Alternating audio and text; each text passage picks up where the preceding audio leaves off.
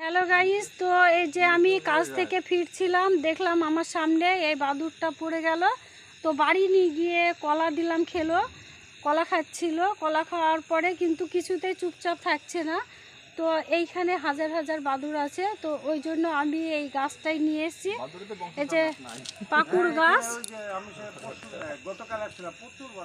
এই যে প্রচুর হাজার হাজার আছে বাদুর। তো ওই জন্য একেও নিয়ে এলাম এইখানে। একে যে ধরে উঁচুতে তুলতে যাব, তো এ কামড়াতে যাচ্ছে, ভয় লাগছে। এই যে আমাকে তো জামা চেপে ধরে কিছুতে ছাড়ছিল না। আর কুকুরে ধরার জন্য কি করছে, ধরতে গিয়ে ভয় পাচ্ছে কিন্তু ধরতে যাচ্ছে। এই যে এই খাম হয়ে গেছে, হ্যাঁ, মুখ থুবড়ে পড়েছে যে, হ্যাঁ হ্যাঁ বাবা, একটু কিছু শব্দ হলে খুব ভয় পাচ্ছে। ওর কান সজাগ। এই যে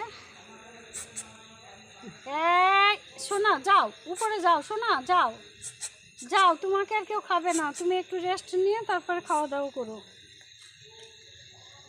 যত পশু পাখি, কোন কুকুরের মাজা ভাঙা কি সব আমার সামনেই পড়ে।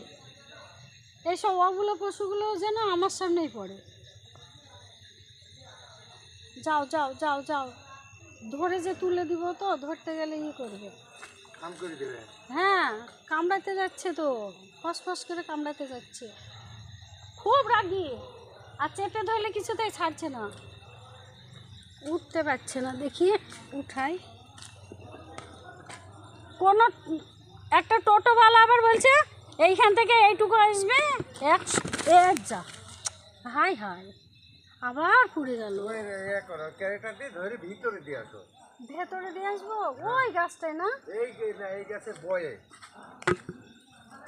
দেখি, উপরে তুলে দিতে পারো নাকি, দেখো।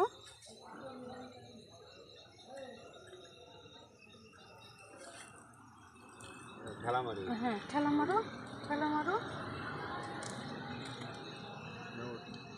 যা। ওর শরীর ক্লান্ত গো, বড্ডই ক্লান্ত। দাঁড়াও, আমি এই ভেতরেই দিয়ে আসি, ধরি। হ্যাঁ,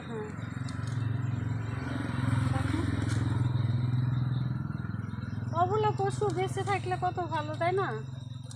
আর কি সুন্দর দেখতে, খুব কিউট দেখতে, দারুণ। দাঁড়াও, হ্যাঁ,